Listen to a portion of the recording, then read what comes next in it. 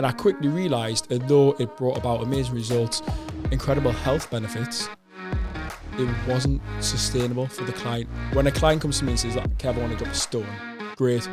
That just, for me, goes in one ear and out the other initially, because all I'm thinking about is I need to make this person healthy on the inside. Where we could barcode the foods that we're having, things like that, and they can just grab it conveniently. Because I think that's the thing. Everything's convenience now. You can get a Domino's at the touch of a button. And if you don't think a Domino's is about 5,000 calories, I've actually counted what I would do before. It is when you get the sides in. Yeah, I mean, I'd have the sauces. We get the family deal. I mean, you seen the sauces, the actual sauces. It's crazy the amount of calories in there. I mean, that makes no sense, really, does it? No. It's like telling us that, I ate a really healthy meal, a really healthy plan the day. This is what I ate. Yeah, but if you ate 8,000 calories of it, you've gone well over. You put 2 pounds of fat you still get fat from good food.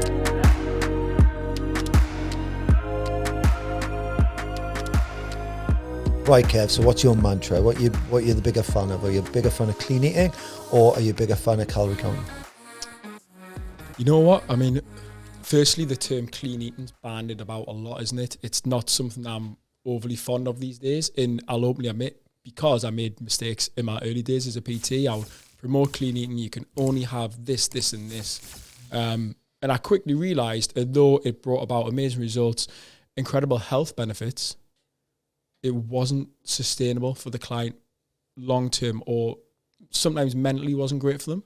I suppose that's different in the mindset that you've got on it, because you know, even now, you know, going away from the way that you've just the way that we used to be, you've got to look at it from I'd still say the foundation principles of everything is on whole foods. Yeah, and I think that's the term that people mean when they say clean eating. Yeah, that's coming to my next point. So what I've learned from that is, the way I maybe used to live my life, I still have 80% of that now. Yeah. But the reason being, because I know I'm looking, when a client comes to me and says, like, Kev, I want to drop a stone, great. That just, for me, goes in one ear and out the other initially, because all I'm thinking about is I need to make this person healthy on the inside. Because if I make them healthy on the inside, they're going to be healthy on the outside. And that's where the principles, if you like, of paleo, cleaning, whatever it is, comes into play. But I suppose to answer your question, in terms of what I prefer, calories or clean eating, what's your goal? Are you looking to drop body fat? Are you looking to gain size? In that case, I mean, calorie tracking works really well for a lot of clients because they understand energy balance more. And if the client's willing to do it, even for a week or two, I'll encourage it. Don't have to do it long term, but they'll learn the value of food.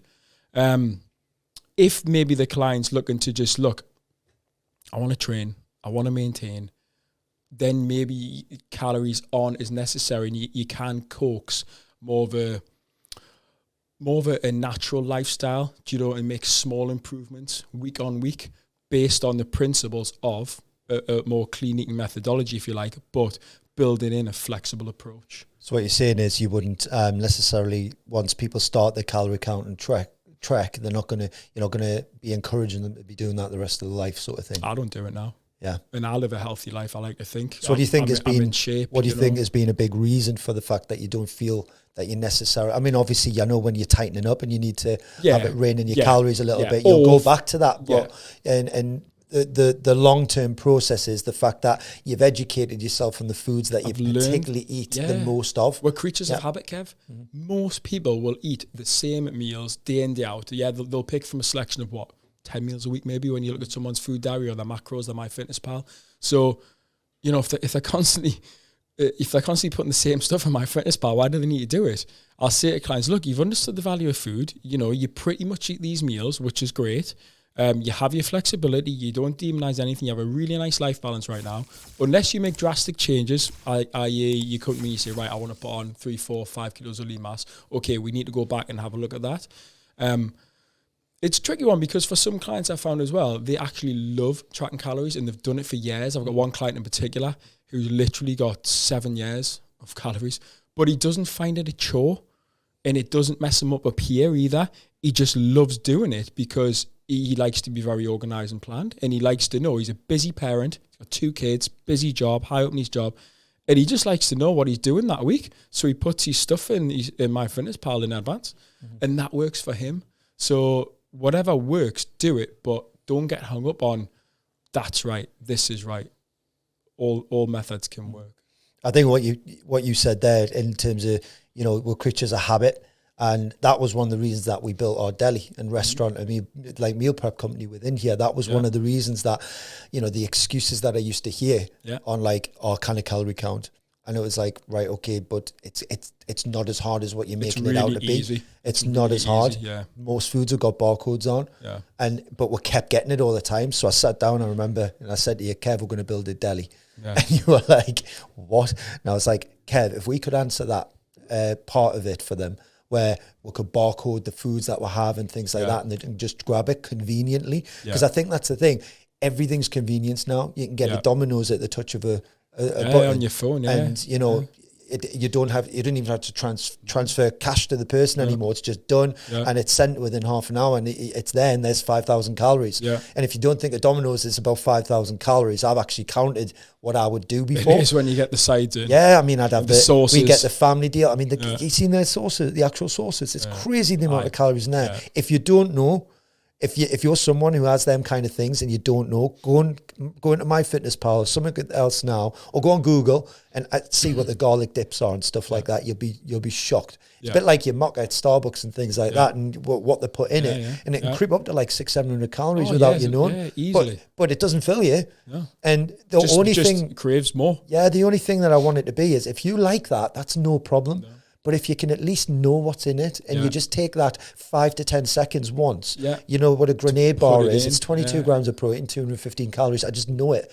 And what I love about the deli downstairs, and I'm not plugging it or anything, it's any other restaurant or deli that you go to will tend to be the same system. But what we're great at is making sure that it's a decent amount of protein, Yelly, in everything we do. Even the protein pots that we've got, it's 28 to 37 grams of protein, and depend on the flavors and what's in it. I know for a fact all the sandwiches in there, about 30 grams of protein for around about 300 calories.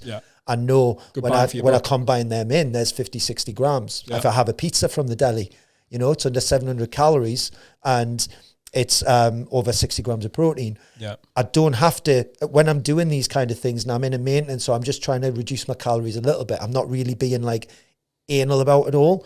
I know that I'm hitting my protein intakes quite easily. I know there's 120, 30 grams on just 2 meals. Because you've put the hard yards in the linen. So anything I put on the around it is going to bump it up to where I need it to be in the macro stance overall. Yeah, but I think that's one of the tracking calories and things, you know, if it fits your macro and stuff. That was a big controversy within the industry 5, 6, 7 years ago, because people maybe went too far the other way, and they said, right, I can have whatever I want as long as it gets in my calories. And I think it's only now that the industry's started to come back to like, basically, I think it went woof and then woof. It went clean eating, it went flexible diet, and they hated each other. But now, actually, when you look at it, these two things have started to come together, and there's a nice balance striking, I think, and that's what I like to think we preach here. And I'll be honest, I think it was a pretty hostile environment a few years ago in the industry overall, social media platforms and stuff. It was dreadful. But I think it also, if I'm honest, I think it kind of needed to happen, because even people like us, you know, but I mean, we're talking many years ago from this, but even something had to spark something in us to realize, like, actually, we need the thing. And it was things like MyFitnessPal coming out. I mean, you didn't have these kind of apps when it first started out 15 years ago. You know, you got a sheet and someone would say, oh, I had an apple, I ate scrambled eggs on toast.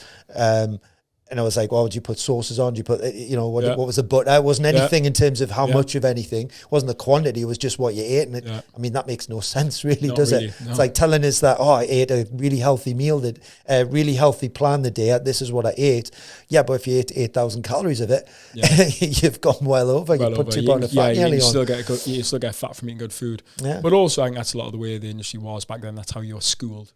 Things were just different. Whereas now, mindset, like you say, technology, access to information, totally different.